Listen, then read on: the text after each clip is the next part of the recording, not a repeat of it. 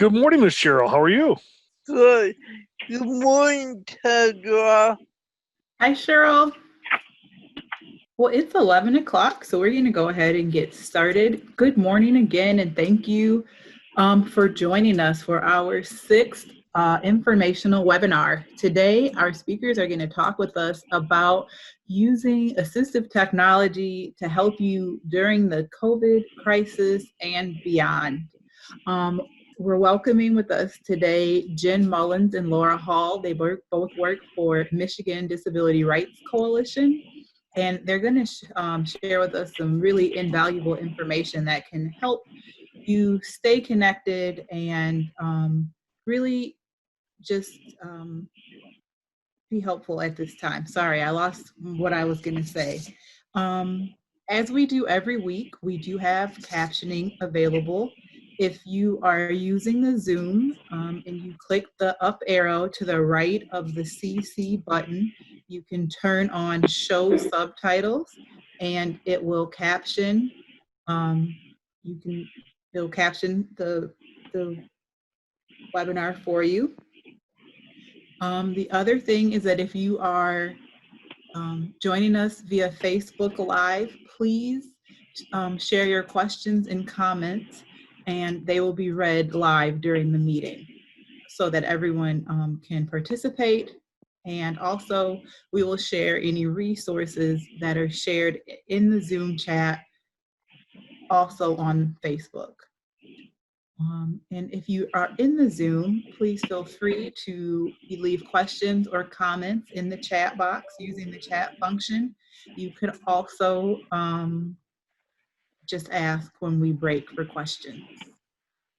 So without further ado, I would like to introduce Jen Mullins. Hi there, good morning. Let me get set up so I can share our PowerPoint with you. I hope everybody is able to see the PowerPoint. Myself and Laura Hall are presenting this morning. And we're excited that it sounds like there was some interest on the last call about assistive technology and what might be able to help. I have worked in the Michigan Assistive Technology Program for a couple of years, and Laura has as well. She's been in the program longer than I have.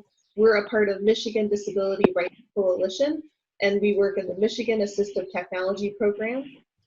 Laura, would you like to introduce yourself? Sure. I'm Laura Hall. As Jen said, I've worked with the Michigan Assistive Technology Program for the past 8 years. And that is half of my position. And then on the other half, I work on a DB Council leadership grant. Great. So in our presentation today, I wanted to make sure that I noted we're going to briefly cover some assistive technology devices, but this presentation is no way inclusive of all of the assistive technology that's out there. AT or assistive technology is not all one size fits all. Something that may work for me may not work for Laura, for example. So it's really a person by person basis. So we're going to start with what is assistive technology. It seems like people may think assistive technology means technology that has to have a motor and a screen and maybe a touchpad. But assistive technology is really any item, piece of equipment, software, or product system that is used to help people with disabilities, including older adults, do what they want to do. We have this tagline that we say that anybody can use technology, but assistive technology can make things possible for people with disabilities. And most assistive technology is low tech. So you'll see on the screen in front of you, there is a pen that has been put through a grippy ball, and that may be a device to help somebody write if they can't close their hand very tightly around a pen. No motor involved in that. That's pretty low tech. And next to that is a walker with a basket. And then right next to that is a shower chair. And all those things are assistive technology. So this slide is AT devices that we use. So Laura, would you like to talk about assistive technology devices that you use? Sure. I think I may know some of you that are on the town hall today, and you may know that I use the power chair, so that is kind of my main way that I get around and essential to my life.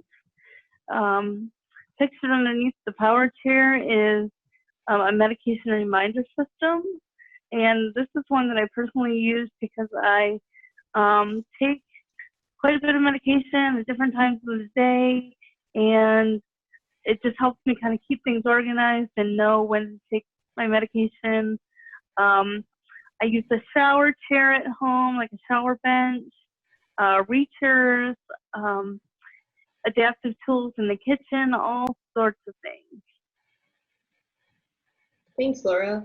So to go back to the slide, I have on here, there's a picture of a power chair. There's also a picture of a med center device that Laura mentioned that we will talk more about in this presentation. And also on there is a smartphone. It's an iPhone open with Apple Maps. If anybody knows me, they know that I am terrible with knowing where I'm going when I'm driving or walking. I get lost really easily. And so to me, I have some directional disability. And I know that other people out there are thinking, hey, I have that too, because I think it's more common than we know. They just don't have a name for it. But anyway, using navigation absolutely helps me get to places. I know that we're being asked to stay at home during the pandemic, but when I'm out, it's how I can do my job, it's how I can travel. So, and then the last picture on the slide is a screenshot of a video with captions on it. I mentioned earlier in the training that I have a hearing disability, and so when I can read the captions on the screen when I'm watching video, it really helps me. And then we wanted to ask if anybody, we'll open it up for like a few minutes, if anybody wanted to share what kind of AT that they use, if you want to type that in the chat box. Shower chair, Google Maps, power chair, Alexa, especially the grocery list. Someone's using GPS, someone's using a headset for their Zoom meeting. Excuse me, that was my phone, my apologies. Someone is using Alexa, JAWS screen reader, and really in many apps on their iPhone. And someone else is using Google Maps and GPS in the car. Tracy, do we have any Facebook responses? We do not. Thanks. Thank you, Tedra, and thank you, Tracy.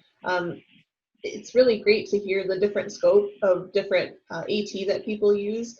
I know when I was listening to the responses, I did hear, you know, some higher tech things like JAWS, which is a screen reader program that reads the text to you from your computer. And then there's things that are a little bit more low tech, like a shower chair. So it's a whole range of devices. Thanks everybody for sharing. We are going to move to the next slide, and Laura is going to talk with us. Oh no. Here we go. Benefits of AT is the next slide. Okay, so assistive technology has been studied quite a bit with relation to how it helps people. And in terms of the benefits of AT, what researchers and what we found is that it's the most effective strategy for helping us do what we want to do. One of the nice things about assistive technology is there's so much available that we can really kind of customize and figure out what it is that we need and what will work for us. We found that when people use assistive technology, decline is slowed. There are fewer nursing home and hospital stays. A lot of AT that people use, sometimes it will be in the bathroom, especially with older adults, because there are fall risks. And we've had people who have been able to transition out of nursing homes because they were able to get assistive technology they needed to help, for example, to manage their medication or deal with falls in the home, where that was a concern before that was keeping them in the nursing home. So AT can really make a difference. on your self-direction and your autonomy. So also greater functional independence. And the nice thing about assistive technology is it's there when we need it. We may not always have access to staff or other types of help, but I think for me, like knowing that that reacher that I use is always within my grasp is really kind of empowering because I know that I can work to do that myself. And this isn't taking away from the need for staff. I'm just trying to make the point that it allows you more flexibility and options. That's a great point, Laura. Would you mind explaining what a reacher is for everybody? Sure. A reacher is something that you hold in your hand. It has a kind of a trigger that you pull, and it's got a claw. I'm trying to explain this the best that I can. So it has a claw on the end that allows you to pick things up off the floor. And they come in different types and sizes, and some fold, and some have magnets on them, and some have shoehorns on them. And they're different lengths as well. And just kind of giving you that extra reach if you're not able to bend or in a chair or just unable to reach something. Mm-hmm. Thank you for explaining that. Yeah. We're going to move on to the next slide. We're going to hear about Michigan's AT program from Laura. Okay. So Michigan's AT program provides several services. The first service that we provide is device demonstration, and we do this by working with our Centers for Independent Living.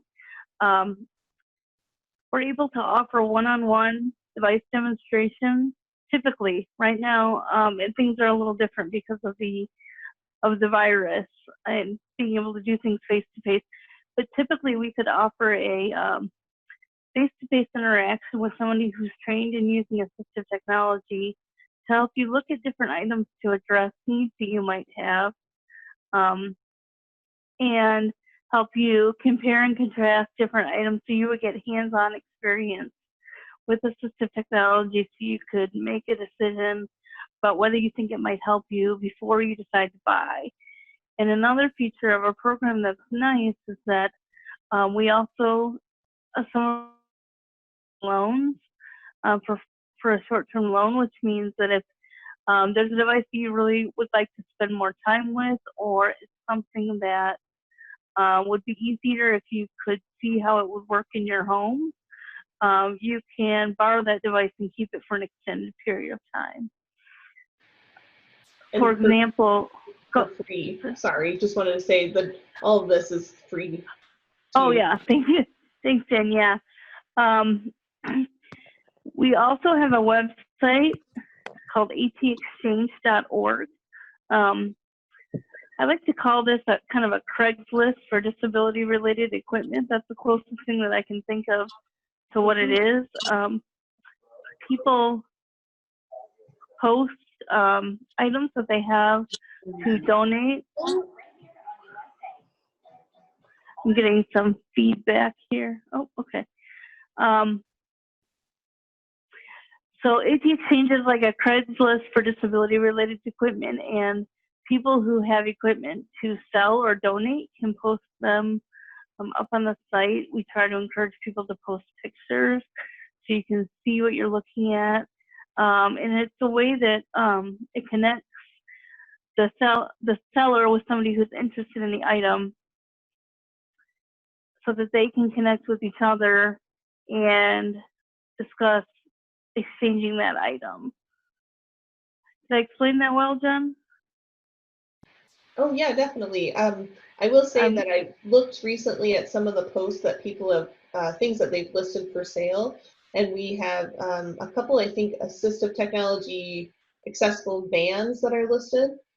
Usually the vans are not new, but they're used, and they already have the lifts on them, the vehicle lifts that help people get into the vans. And to install this on a van, I understand it's really expensive. So it's nice to be able to find an option to buy those already put together. People will post walkers. Recently, I've seen a stair lift. So it's one of those tracks that you can put on the side of the wall, like along the stairs. So if you're going from downstairs to upstairs, you can ride up on a chair versus having to climb the stairs. And then also people have posted iPads on there in the past. So if you're thinking you might want some used assistive technology or are curious about what's out there, I would say go check out the AT Exchange.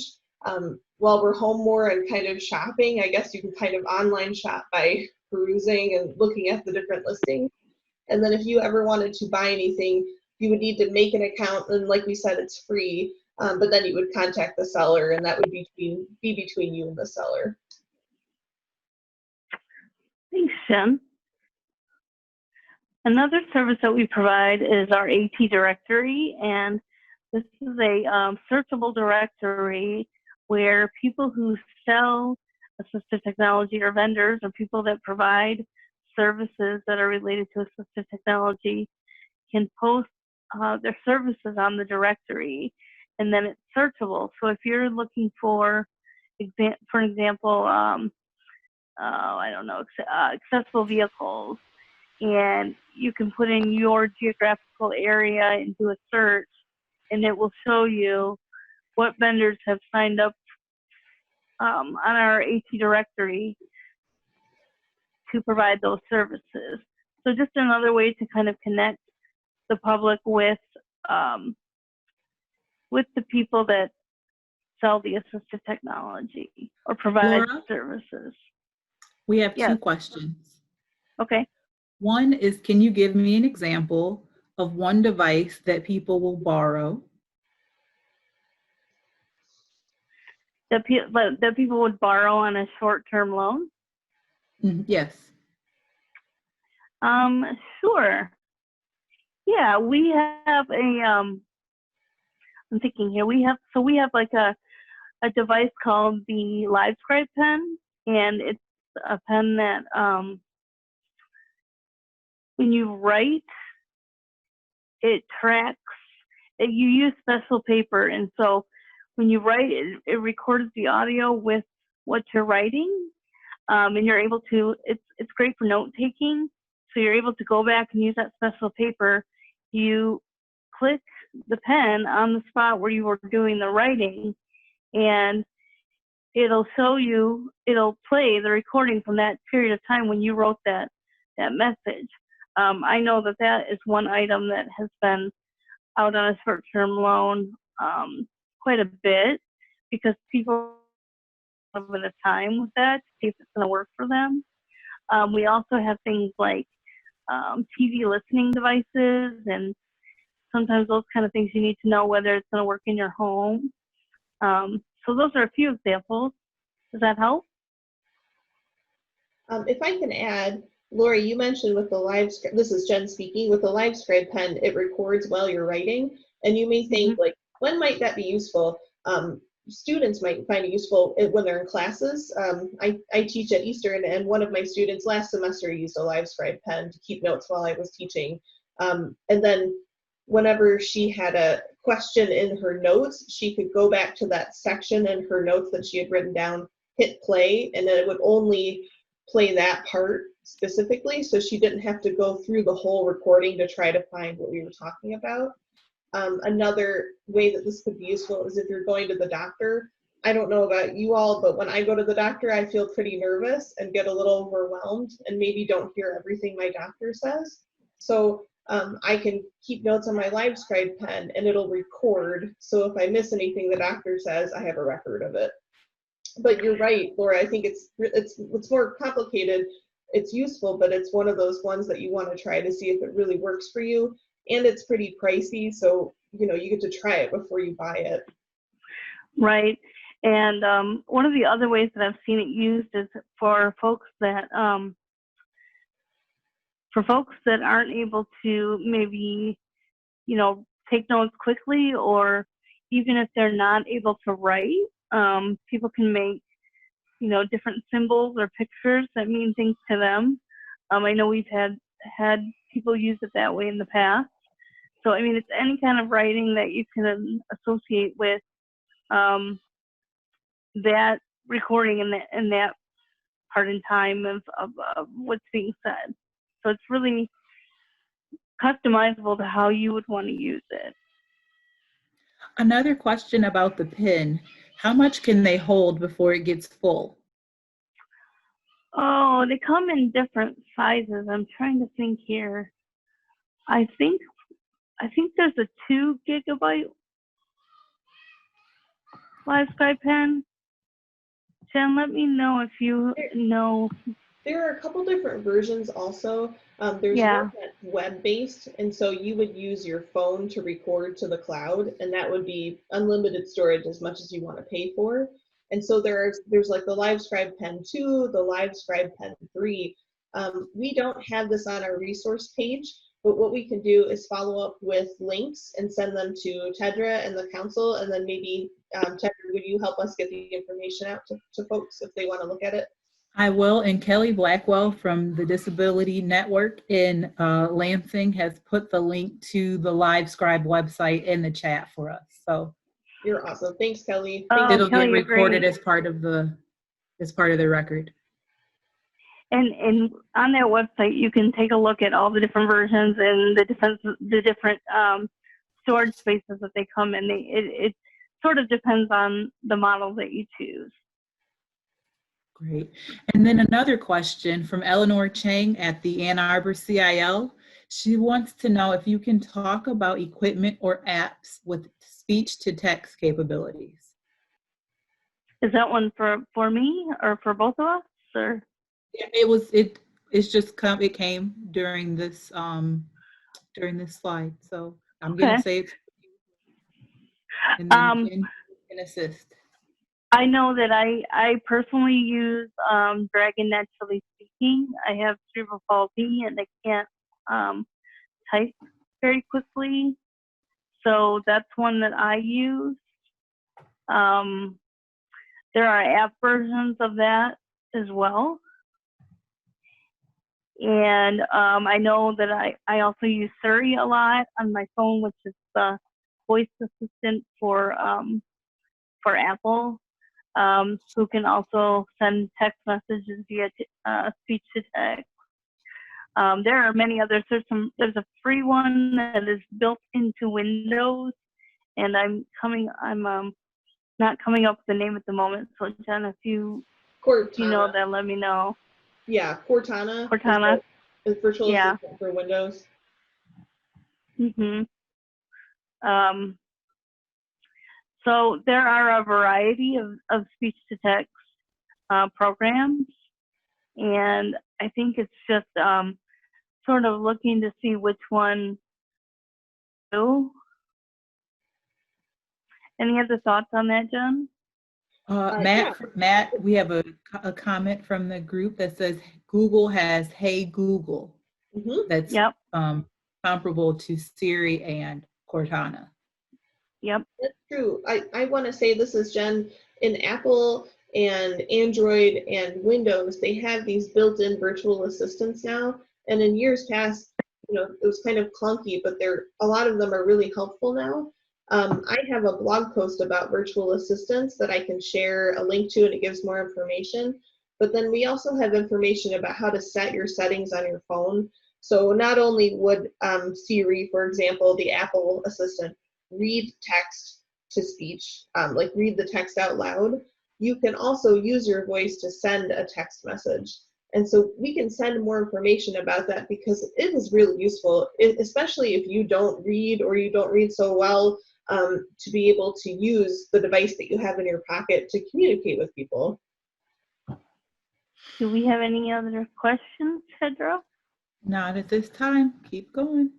Okay. Michigan's AT program also provides training sessions on a variety of different topics. And again, we do that through our subcontractors. We have a Michigan Assistive Technology loan. And this loan is specifically for the purchase of assistive technology. So if folks are looking to purchase assistive technology, they can apply for the Michigan AT loan, and they take into consideration your income and your ability to pay. And I have used this in the past to buy, for example, a walker that wasn't covered by my insurance, and they were able to work out with me a payment plan that was extended, so it worked within my budget. It is based on, it is based on credit and things like that as well, but it allows for the purchase of assistive technology. We provide information and assistance. That means that if somebody calls us and they have a question, we direct them to the best resources that we have. And then the final program or service that we provide is public awareness. And these are just things that you might see that let the public know about our services and what we can provide. So sometimes we'll do conference tables, or even Facebook posts, or if you've seen any of the videos that Jen and I and some of the other AT members have been posting on Facebook. All that's kind of an example of public awareness. Yes, like Laura said, public awareness includes social media, and MDRC and the AT program are on Facebook, Twitter, Instagram, YouTube, and we have a blog. And those links are in the resource page that the council has, and I think they're going to distribute. They're also listed at the end of our presentation. So we are going to go on to the next slide. And the title of this is Choosing the AT That Works for You. So when you think about, I might want some assistive technology in my life, or maybe I have some things and they don't work how I want them to. We were just wanting to open up the conversation to think about, what do you want to do in your life? What could you use help with? So is it using the computer more, and maybe you need a screen reader to read the text to you? Is it gardening? Laura mentioned we've been doing some videos. Our AT program has started a video initiative, and our program coworker, Amy Stirk, recently did a video on accessible gardening. So maybe you want to garden more. Maybe that might be helpful for you. So what could you use at home, at work, volunteering in the community? And just think about how might it help? And it doesn't mean you have to know what device is out there. Just start thinking about, well, this is what I want to do. And then if you're wondering how you might get some support, I really suggest that you contact us, and maybe we can brainstorm with you or refer you to somebody who might be able to help plan that with you. And then I'm going to switch to the next slide, considering considerations for choosing AT, excuse me. Jen, 1 second before we move to the next slide, we did have a question that is wanting to know, with COVID, what measures are being taken to ensure that loaned materials are sanitary? So that's a really good question. Right now in Michigan, we are not doing any loans because we don't feel we don't have the right process yet of how to loan things out and get them back safely. We are figuring that out with our program. We are talking to our national organization, and we're talking to other states to see what they are doing.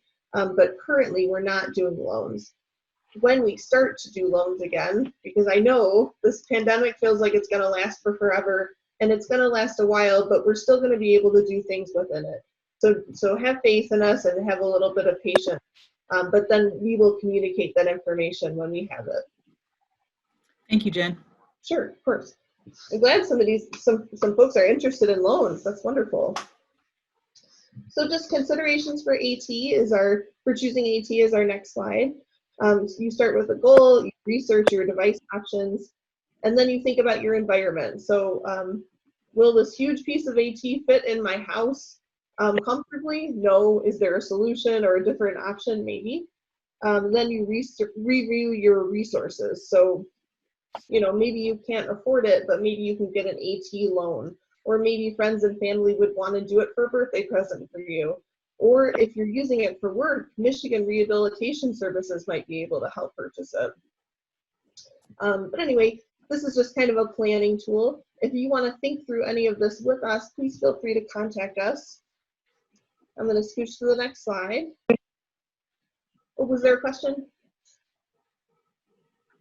Okay, so for today's presentation about assistive technology, like we mentioned at the beginning of the presentation, there's a lot of information about assistive technology out there, and there are a lot of devices that might help.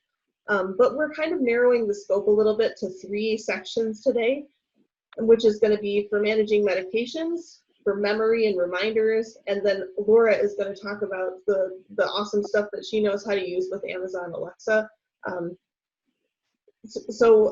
You know, this may seem like, oh, this is not covering a ton, but there's just so much out there. So if you would like additional information about assistive technology in other areas, for example, Laura said there's AT for the bathroom, not just shower chairs. There's something called the Freedom Wand that can help you wipe yourself if you have a hard time reaching, for example. There's AT for working from home, AT for kitchen safety, and other topics. But if you're interested in that, you know, let the council know. Maybe we can come back another time, or maybe we can just send additional information.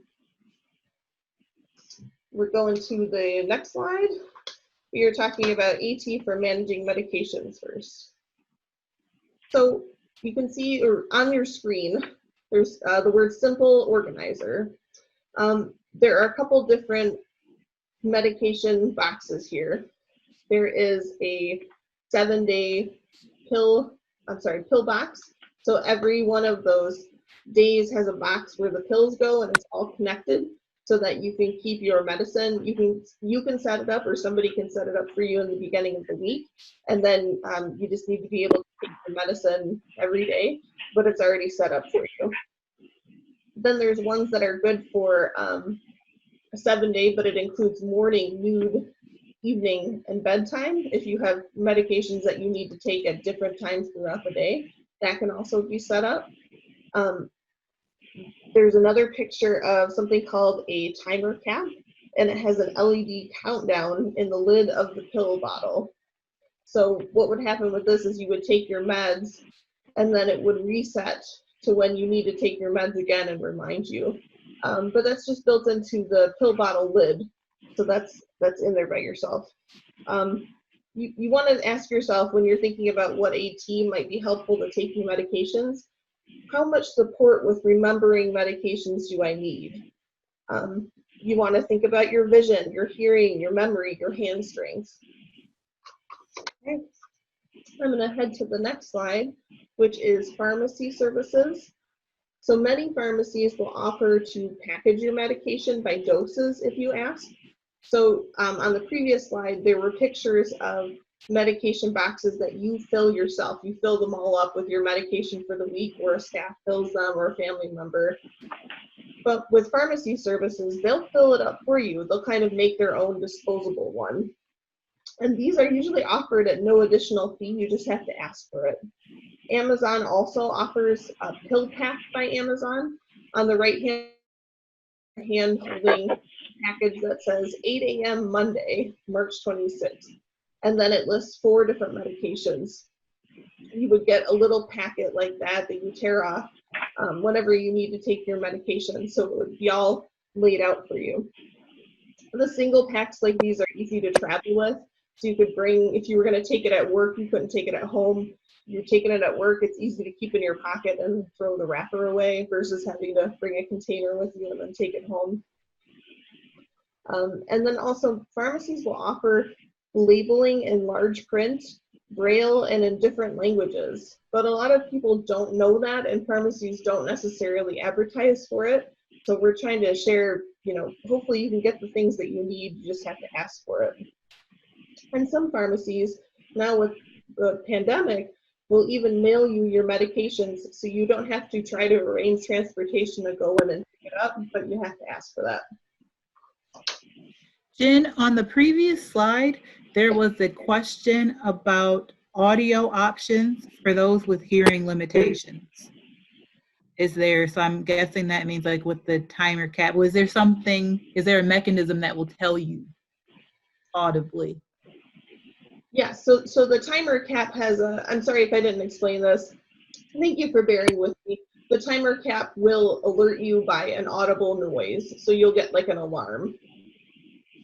But there are other supports that will help with medication management that will produce an alarm, and we'll go through them in the next couple of slides. So whoever commented, if I didn't answer your question after we go through the next couple of slides, please ask it again, and we'll be happy to try to answer it. Thank you. Sure, thank you. I'm going to head to the next slide, which is reminder systems. And on the left-hand side is a med center device. It has different containers for every single day of the week with a big alarm timer in the front of it. And then on the right-hand side is an app for the MDDC app, which is an app that helps with medication by using your smartphone. But I'm going to turn it over to Laura so she can tell us more about the med center. I wanted to talk about the Med Center because this is one that I use personally. And I actually, the way that I use this in combination with pharmacy packaging. So what I like is that my pharmacy will package all my pills together, but I like being able to take the individual boxes with me every day. So I have the kind of packaging where you pull the paper across the top and it opens the bubble package. And those are great for organizing, but for me, they're just a little bit hard to manipulate. So I find that having the pharmacy set my pills up, and then I just take those and have my personal assistant fill up a reminder system for the month. So this has 30 days, and you can see some of the boxes are red and some of them are yellow, and they are like that on both sides. So one side is green and one side is red. I like it because after you've taken that day's pills, you can just flip it over and it'll show you that you've taken the pills for that day. I don't know how many times I've looked at my pills and I'm like, what day is it? I don't even know. And so the other nice thing that comes with the Med Center is the alarm that is shown in the left-hand corner on the system. You can actually take that off of the Med Center itself and put that wherever you might need it to be reminded. So you can set reminders for every time you need to take a pill, and these boxes have morning, noon, evening, and bedtime. And I can speak from personal experience and say that the alarm can be very loud, and you can choose to accept it. So when you hear the alarm and you push the red button, or I'm sorry, the green button, you can accept it, you can snooze it, and then the yellow button is to light up the Med Center, the actual timer. And if you choose to snooze it, it'll go off again. So it is persistent. I ended up not using the alarm after a while just because it was so persistent. But for other people, that could be great. So thanks, Laura. Like yeah, you said, AT might work for one person and it may not work for, or may work for one person and it may not work for another person. So yeah, that's great. The screen is the MDDC app, and this is kind of like a virtual pill box. So it's in your phone. It doesn't hold your medication, but you can organize it to send you alerts of when you need to take your medication. You can get just a visual notification that pops up on your screen, or you can get just audible, or you can get both. You can connect the app to your caregivers, and they'll be notified if you miss a medication dose, and they'll be able to follow up with you. This is an option. You don't have to do this, but I could see it being helpful for somebody who maybe knows that they're forgetful. If your family member or caregiver isn't able to be there in person with you right now, this is a way of providing some kind of virtual support to you. I'm going to move on to the next slide, which is safety options. And again, we're going to hear from Laura. Okay, so definitely when we're talking about these medication systems that have safety options, these tend to be a little bit more on the higher tech end of the spectrum. There are pill dispensers that are automatic, and some of them include a device where you're connected to support people who can offer support and automatically order refills and fill your device. Sometimes for folks, medication overdose or not taking medication is an issue. And if that's a concern, there are a variety of options available for that. There are some devices that lock and only dispense at the appropriate time. And there are also systems that have kind of a monitoring system. So, and typically these have a fee to it. So if a medication is not taken or it's taken improperly, these are connected to, so a person would be on that account and they would be alerted by the medication system if things are not taken properly. So this always becomes sort of a less is better kind of approach. Of course, nobody likes to be monitored and have, Big Brother looking over them, but in some cases it may be necessary. Ideally, though, the simplest AT would be considered first. So just to keep that in mind. So Laura, would you say that right now when people might not have as much staff as they are used to having, that this could be an option for them to help make sure that their medications are distributed properly and on time? I would say that could be an option. I mean, are you talking about the device that will lock and only dispense at certain times? Mm-hmm. Yeah, I think that could be a better option in cases where staff may have control of the medication if you're not able to have staff at that time. I think that would have to be kind of a planned out with an entire team of support people how that would work. But yeah. This is Jen. I agree with you, Laura. I think it's hard because we want to recommend ET right now when there is a staffing shortage, when safety concerns are happening. But we do want to say AT is no replacement for a person. And so maybe it will get you through in the pandemic right now, but it doesn't replace a person helping. We would hate it if somebody got assistive technology and then their staffing hours were cut, for example. That should not ever be the case. Right. Okay, so we are going to move on to the next slide, which is AT for memory. There is a little graphic of a brain that says keys, dates, remember to pick up, hello, your name is, phone, and I parked where? Ooh, that's a good one for me. I always forget where I park. And Laura is going to talk to us about this. I'm going to go to, that was just the title, so I'm going to go to the next one, which is simple memory aids. Okay. So there are a lot of really low-tech things that you can do for memory. The picture on the left-hand side of the screen is of a red door hanger, and it says "Do not forget" in it. And if you can see the picture, it has some pens in there and a phone in there, and there's a spot for a key to rest. And I just think this is really nice because it's a visual. You've got to touch your doorknob, and so it's right there when you open your door, and it has the things in it that that you need. And I know in talking with some of the people that demonstrate this at our Center for Independent Living sites, a lot of them really find that people find that just that simple low-tech reminder to be useful.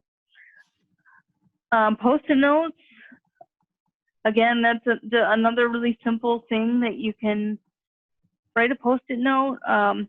You don't necessarily have to use writing. You can draw a picture or anything that is meaningful to you. And, I think on things like bills and mail, it could be helpful, for example, to say, this bill must be paid by June 6th. In terms of other low tech, there's simple notes on regular paper. I'm a list maker. I have to-do lists all over the house and things that I need to remember, and that's helpful as well. So that's some of the low tech stuff. Thanks, Laura. I do want to say Laura had mentioned some sites find it really useful. This is Jen Mullin speaking. I have to say that I think Kelly Blackwell from Disability Network of Capital Area, who was nice enough to write in the chat earlier about the LiveScribe pen, has shared that this has been really popular, and she has a lot of enthusiasm for using it, and it really helped me to see how valuable this device can be. So thanks, Kelly. I also wanted to move on to the next slide, which is going to be motion activated reminders, and we'll hear from Laura again. Okay, so motion activated reminders are a little bit more high tech, but they don't necessarily need to be that complicated. One of the devices that we have is called the motion pad, and that records up to a 6-second message. It hangs on the wall, it can be set on a table, and it requires only slight movement for activation. So when you walk by the motion pad, it will give a reminder that you've recorded. So it could be something like, hey, when you're going out, you can put it near the door. Don't forget to get milk and eggs and bread today. There are also location-based reminders for smartphones. And I think this is really neat because you can set it and say things like, I'm trying to think of an example here. Like, when I get home, remind me to take out the trash. So you'll set it on your phone. Your phone has access to your location.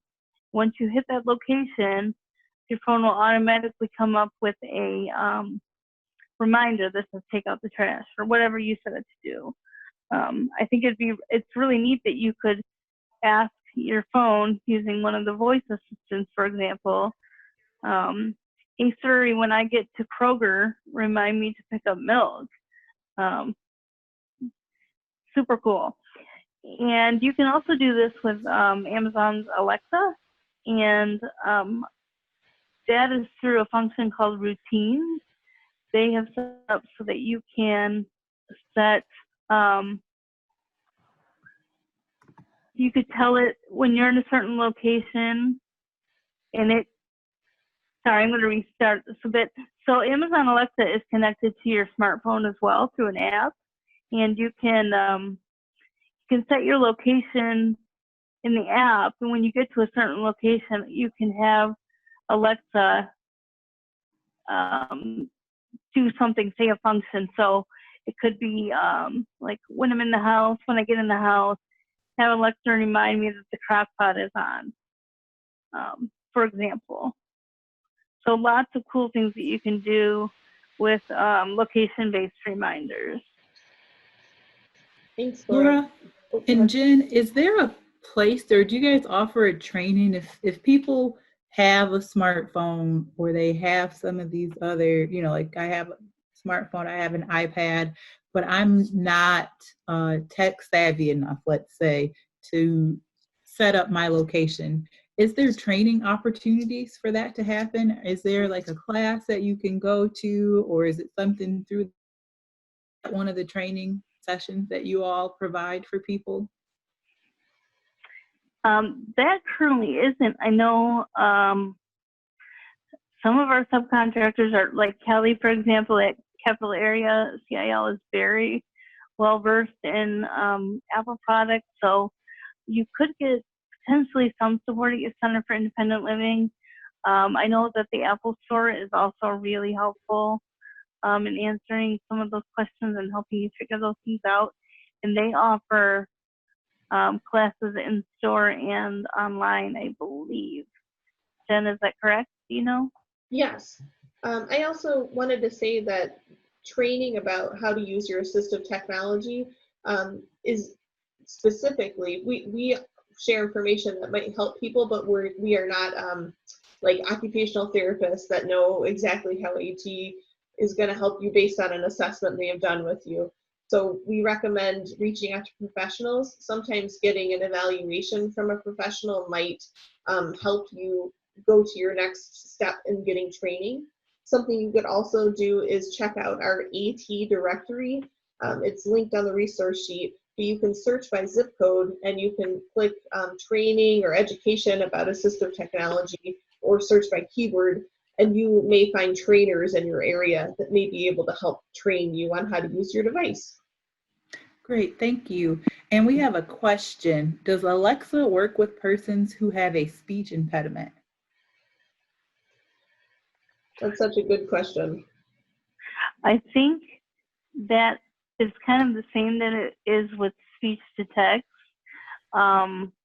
It can be variable depending on what they're able to pick up. Like I know, for example, Dragon Naturally Speaking is able to work and understand your voice better as you work with it more and more.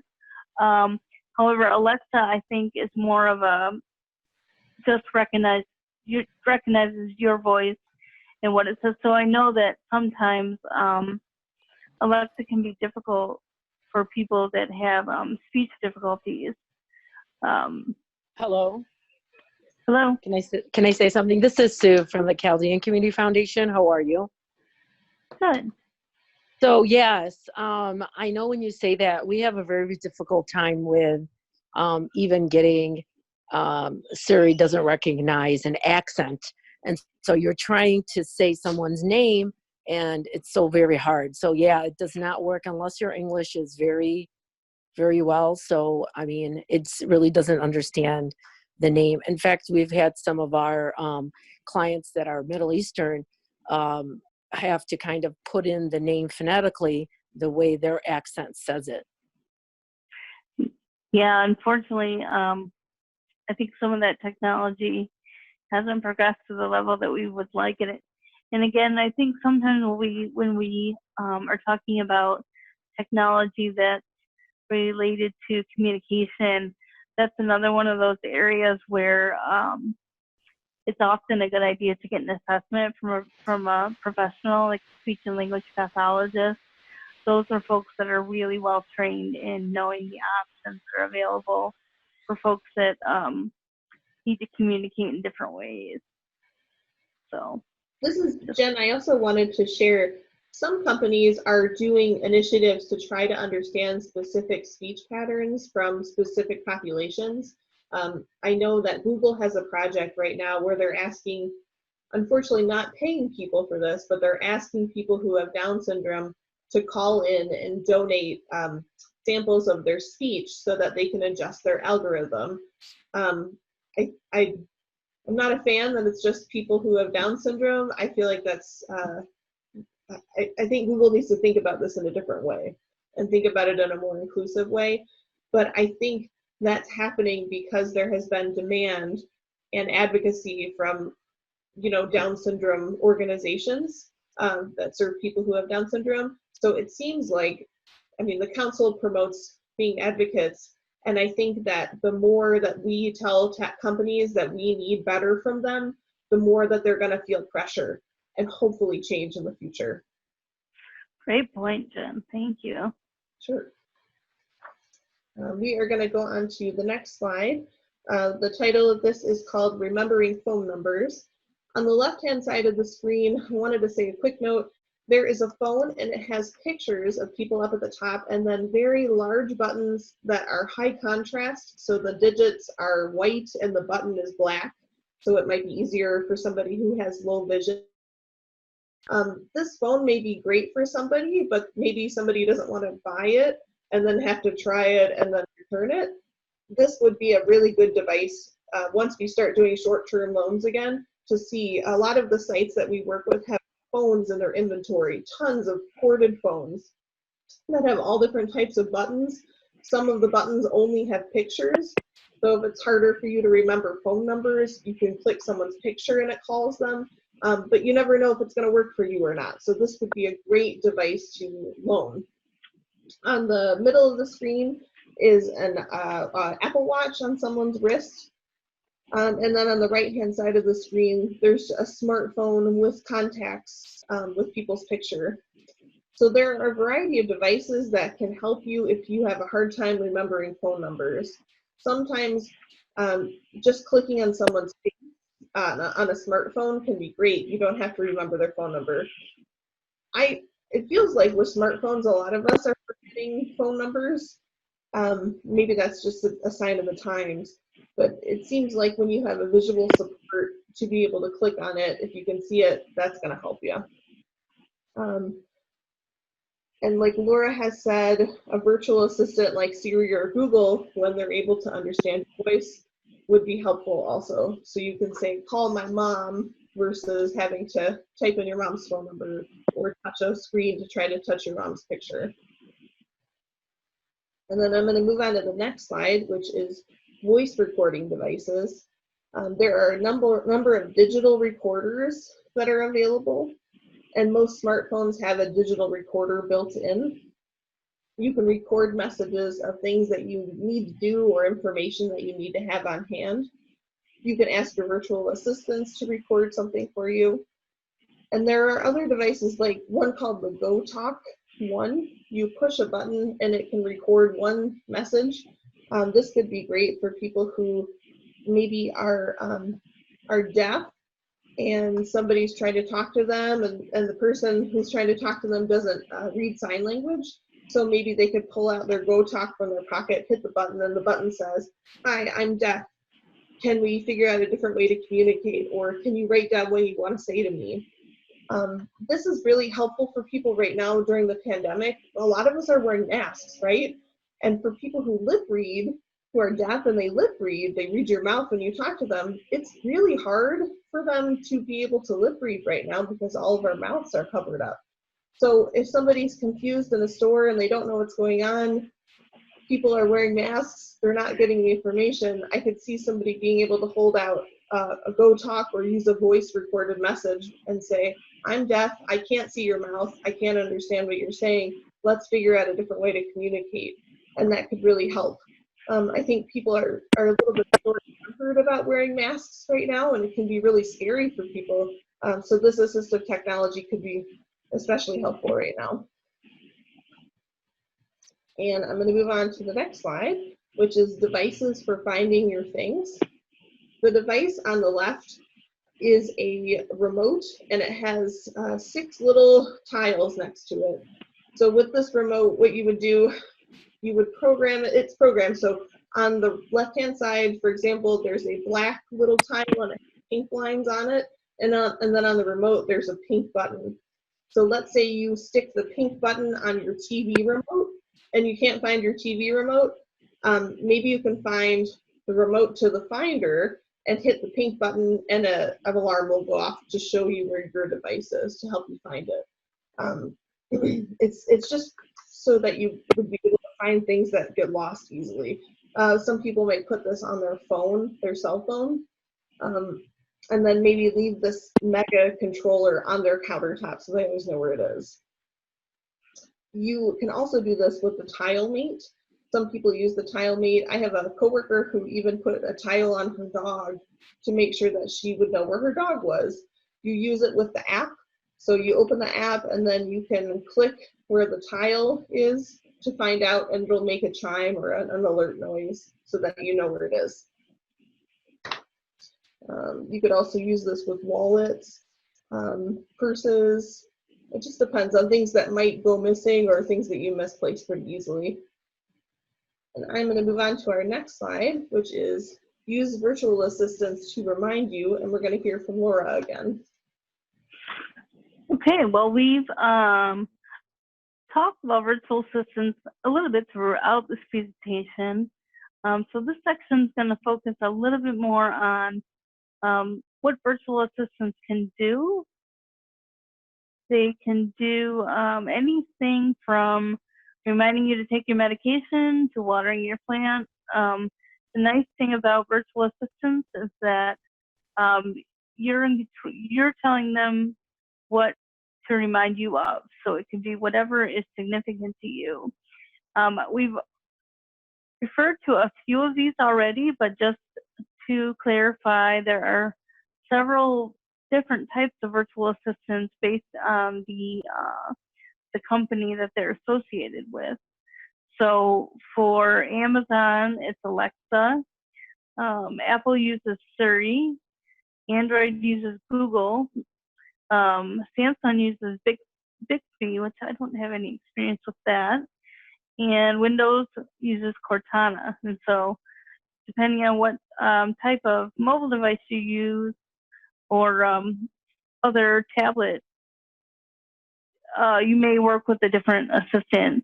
I'm going to do some things with the Amazon Alexa today because this is the one that I happen to have, and I've done some research on specific things that it can do to help with things during this time where we are sheltering in place. So some of the things I'm going to go through are ways that Amazon Alexa can help you with hand washing, checking your symptoms if you suspect that you might be coming down with COVID, making a phone call, stress and anxiety relief, sleep sounds, cooking, reminders, and shopping lists. So what I'm going to attempt to do is I'm hoping that we can show me on the webcam and I can actually show you while I'm talking to the Alexa device. Oh, you can go back, Jen. I have to stop recording or stop sharing. Okay, there we go. And then I think we can spotlight Laura's screen. Okay. And then I need to also switch my audio over to the iPad. So 1 second. Yes, I'm holding the Amazon Echo Dot. This is one of the older versions. Amazon comes out with new versions of these all the time. The newer versions have kind of a speaker around it. I think that has better sound quality than this one, but this one will work for today. So this is the Echo Dot. If you have one of these devices, you might notice that I have mine on mute right now, and there's a mute button on the top, and there's a red ring around it. I do that because anytime I say the word Alexa, she will respond. And even if she hears me say the word Alexa, maybe via you listening to this webinar, strange things might start happening in your house. So you may want to put your devices on mute if you have them. All right, so I'm going to go through a couple things that you can have Alexa do that are specifically related to COVID. This time where we're under staying home and staying safe. And I did do a video blog on the same topic. Some of these things that I'm going to show you are also in the video blog, but I try to also have some new things so that I can show you a bigger variety of things. So I discovered that when you ask Alexa to sing a song for 20 seconds, something really interesting happens. So I'm going to show you that. Alexa, sing a song for 20 seconds. Okay, here we go. Wash your hands, everybody. Everybody, wash your hands. So here's a song. Sing along. Grab the soap. Make soap bubbles on the double. Halfway there, give a little stare to all the jurors. Make them squirm. Say goodbye. Don't be shy. Rub a dub Give a good scrub. Suds aplenty. Now you're at 20. So just cute. You know, when we're being told to wash our hands for 20 seconds, you know, I know that I'm always thinking, has it really been 20 seconds? So I just think it's kind of cute. When I was researching this, I saw that there were all sorts of different apps that they do have for hand washing. Some of them just play songs that you might hear off the radio for 20 seconds. There's all sorts of silly ones, but this one was actually built into Alexa, so I thought that was really kind of cute. This next one is takes a little bit of listening, so I'm going to ask Alexa, do I have the coronavirus? If you're concerned about COVID-19, I can ask you a few questions based on CDC guidelines to help you understand your risk and make a decision about seeking medical care. Do you have a few minutes for this? Yes. Before we get started, if you have a medical emergency, call 911 now. This is not intended to be a substitute for professional medical attention and shouldn't be used for children under 2 years old. Do you want to continue? Yes. First of all, do you feel sick? Yes. The most common symptoms of COVID-19 are fever, cough, and shortness of breath. Do you have one or more of these symptoms? Yes. And I need to know if you're 65 years of age or older, or have any serious health conditions, such as lung or heart disease, diabetes, severe obesity, or weak immune system. Do any of these describe you? Yes. Got it. That puts you at a higher risk for having severe illness if you get COVID-19 or other infection.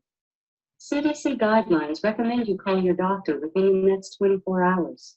Some people are advised to get tested for COVID-19, so check with your doctor to see if you need it. And stay at home until all your symptoms have improved, including your fever being gone for 3 days, and at least 10 days have passed since the symptoms started. To prevent the spread of the virus, stay 6 feet away from others, cover your cough, and clean your hands often. And lastly, here's what to do if you develop these serious symptoms. For confusion, slurred speech, blue lips or face, difficulty to awaken, or severe trouble breathing such as gasping for breath, call 911 now.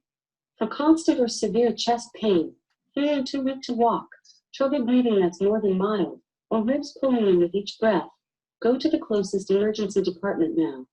And finally, call your doctor or a nurse advice line immediately if you have shortness of breath, fever above 103 degrees Fahrenheit, chest pain, coughing up blood, or feeling very sick or looking very pale. If you can't talk to them right away, go to the closest emergency department. For more information, go to coronavirus.gov. And there you go. I kind of like that it, and by the way, I am not sick. I do not have any of those symptoms. But I just kind of wanted to show you what would happen, and it would take you through the different options of what you should do. I just like that because I think it gives, some of us are really auditory learners, and even though we can go to the coronavirus website, you know, I think just hearing it and having that decision tree kind of, and letting you know your different options for if this is happening, call 911. If this is happening, make an appointment with your doctor is really helpful. So I thought that was kind of cool. Kind of along the same lines is you can ask Alexa to call certain people that are in your contacts. You have to mute her because she was reacting to me. So I'm going to have it call Jen, and Jen, you let me know if your phone rings, okay? Sounds good. Okay. Alexa, call Jen Gossett. Sorry, I never changed your name. Jen Gossett. That's funny. Oh, I hear my phone ringing and it's Laura Hall. Alexa, off. So that's important, I think, for a couple reasons. First of all, if you are sick, you may not have the energy to be picking up your phone, dialing it. And that's a way to be able to have a hands-free option. The other time that I've used this device is if I'm in bed and I need help getting in and out of bed. And so if my husband or someone, support person, is in the other room, and I don't have access to my phone, say it might have fallen under the bed or something, I know that I have Alexa still in there in the bedroom where I can tell her to call whomever, and they will get that notice. So I like that one too. Alexa can help with, oops, I activated it again, sorry. Here's something I found on the web. Oops, According to blogspot.com. Can't help it. okay. I don't know what that was, I'm sorry. Alexa can help with stress and anxiety as well. There are so many apps, I'm sorry, not apps. With Alexa, these voice commands that we're using, these are called skills. So there are many, many skills that can help with stress and anxiety, and I'm going to show just one. I hope the audio will pick up enough on this one. But Alexa, play 5-minute meditation. Welcome to 5-minute meditation. This 5-minute meditation can reduce nervousness before events, such as interviews, beginning a new job or school, or dealing with everyday stressful situations, or just whenever you want to feel calm. To begin, sit on a chair with your feet on the floor. Inhale through your nose to the count of 4, then exhale through your mouth to the count of 2. Do this several times. Alexa, off. So I'm not going to go through the entire 5-minute meditation, but just to kind of give you an idea, there are lots of different things that you can do with Alexa in terms of helping to reduce stress and anxiety.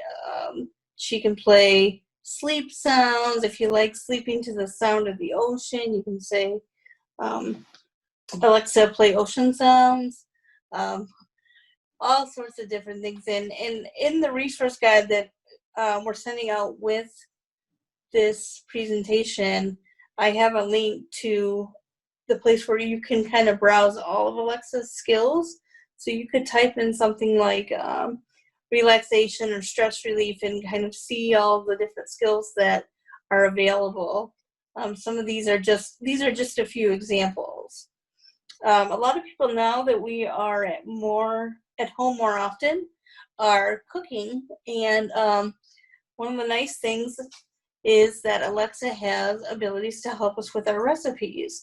And I have read that the company All Recipes that have that help people find recipes on their website has gone up 67%.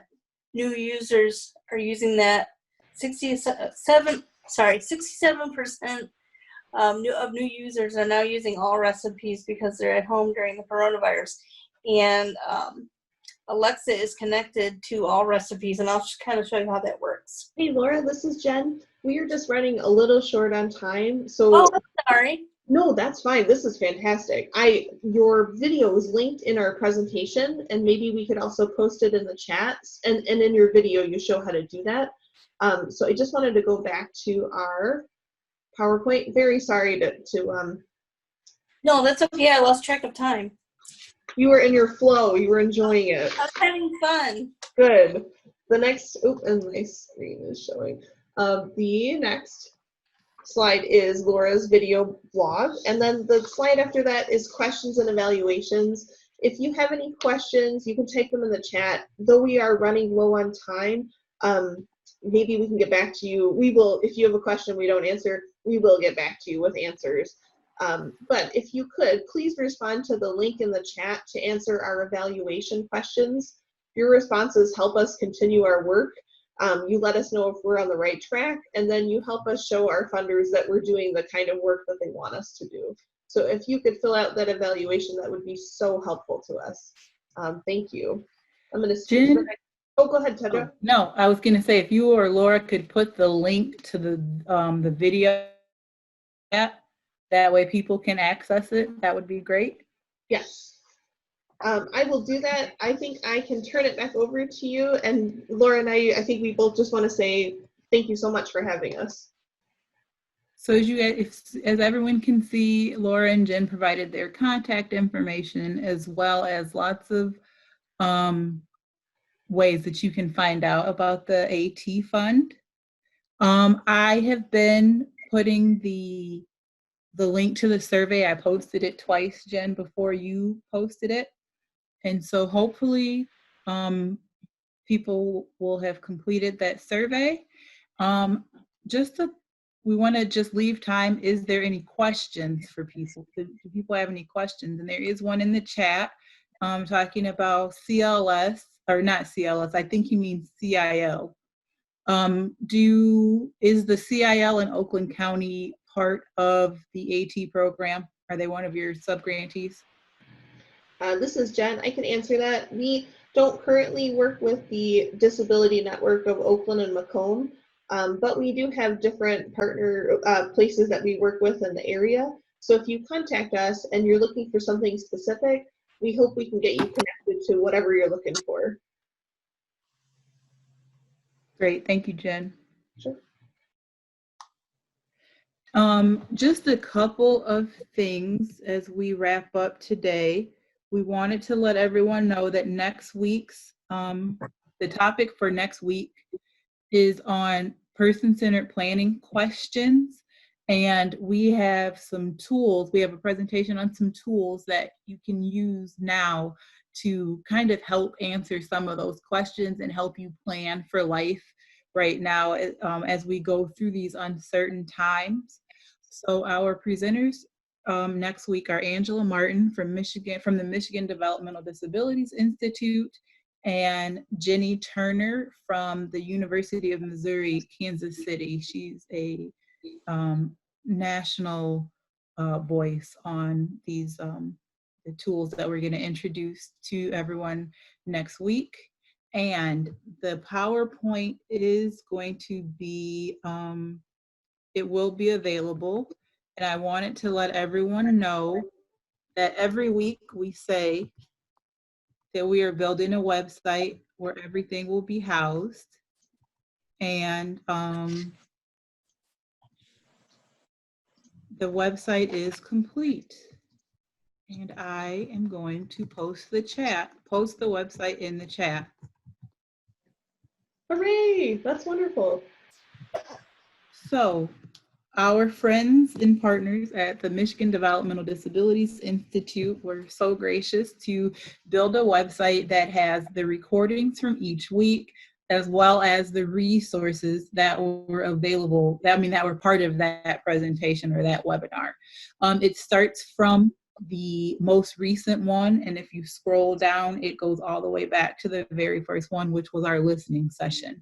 So the resources and the Jen, which reminds me, do you want to put the resource page up for today? It is a Word document. Could it be listed on the website? Yes. Okay. No, I just wanted to know if you wanted to show it now. So because it takes about a day or so to get up on the website. Oh, Mike, thank you so much for sharing that. Thank you. So there you can find the recordings from each week, as well as the presentation and accompanying resources, as well as the chat transcript from all of the previous sessions. So we thank you again for joining us. And one more time, I'm going to post the survey evaluation and open it up for any last questions before we go.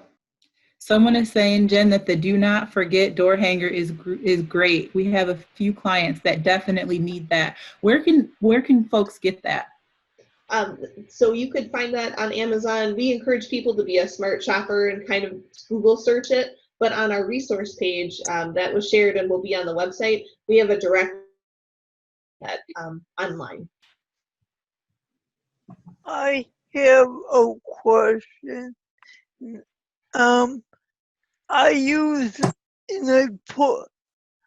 Oh, I'll wait till later. Cheryl, you can ask your question now. Oh, okay. I put it in the survey. Well, anyway, I quilt and I have a rotary cutter, but I have a hard time cutting fabric. Do you have any other ideas? Off the top of my head, I know that there are some devices that will help, but I think I would like to do a little bit more research and get back to you. Is that okay, Cheryl? Yeah, I put my name and number on the survey on question 5. Thank you so much. Thank you. Another question, Jen and Laura, does private insurance such as Blue Cross Blue Shield cover assistive technology? Oh, it's such a good question. Unfortunately, it doesn't seem like a lot of insurances cover assistive technology. Even, I think we talked with Michigan Protection and Advocacy Services, and they have said that they can remember a couple of cases where people have gotten a ramp paid for, and like one case where somebody who did not speak verbally was able to get a communication device, and it was a fight to get it. But I have to say, again, kind of like we're talking about advocating with the, like the virtual assistants like Google and Amazon, if we advocate with our CMH and make a case for why this AT is needed, maybe you want the do not forget door tag hanger and it's $20 and you can't afford that, I believe CMH should buy that for you. I think they should be able to use their Medicaid funds to purchase that for you, Medicare, but you have to make a case for it. Sometimes that means you needing to get an assessment from a professional. And then that backing will say, this person needs this in their life. It's documented by a professional, and it will just give you, you know what you need, but it'll give you a professional backing to say, this person really, really needs this. One of the things that we learned during the May 14th presentation on the MyAble account is that if you open which is a disability savings account that we have, you can purchase assistive technology with those funds. With your own funds. Mm-hmm. Yeah. Yes, and so the person asking the question is saying that her child does not have Medicaid, and so she has not been able to access CMH services. So private insurance is the way that they're asking about private insurance, and you could use able accounts to. I'm sorry, Petra. We also have some funding resources. I don't think this should be the case that people should have to do this, but people do GoFundMe projects to help get their medical bills paid for. I think we should all just have good insurance so we can not have to do that. But there are things like that available, crowdfunding. If you have a local Lions Club or local Rotary Club, sometimes they will do fundraisers to try to get funds for people to buy what they need. And so I'm going to make a note to send our funding ideas. We also have a funding strategy kind of decision tree. So I'll make sure I send that to the group as well. And Laura, you wanted to say something too. Yeah, just to add to that point, Jen, I also wanted to say within that funding strategy, we have a sample letter of medical necessity. So it kind of will give you the language. And doctors are used to writing these too, I think, but it kind of gives you the language that is useful to have your doctor articulate why you need a certain piece of assistive technology. So. Thanks for these questions, though. It's helping us think about resources that we can send. Yeah. And again, just the only way that things are going to change is if we advocate. And it can feel like hitting your head against a brick wall sometimes, but if we want them to change, we need to demand that they change.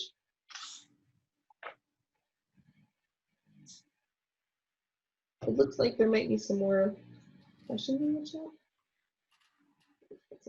It looks like there's a comment for Cheryl. Brett says his mother used the plastic pattern for her quilting and then outlines it with a roller cutter. So he could probably, you can touch base, Cheryl, I would say directly with Brett on that. And then the same commenter that asked about the private insurance. And I do know that if you, what's it called? The freedom to work. So if you're working and you require some of the services that typical private insurance doesn't cover, then there are mechanisms for you to maintain Medicaid eligibility so that you have access to some of those services that are available through Medicaid, but not through private insurance. That's a great point, Tedra. And I think we touched on this before, but if you are working with Michigan Rehabilitation Services or MRS and you have employment supported by them, you can work with your staff person that you know to try to get the assistive technology that you need. It may not always be exactly what you want. It is an option to try, though. For sure. Well, it is 12:30. We have reached the end of our webinar today. Thank you, Jen. Thank you, Laura, for joining us today and sharing such valuable information. We really appreciate it. Again, our topic for next week is on person-centered planning and questions to ask that can help you during this time. And please visit the website, which is listed above in the chat, which is https://ddi.wayne.edu/MDDC. And there you can find the recordings and resources from all of our previous webinars. Thanks again for joining us today. Bye. Thank you. Thank you. Bye, everyone.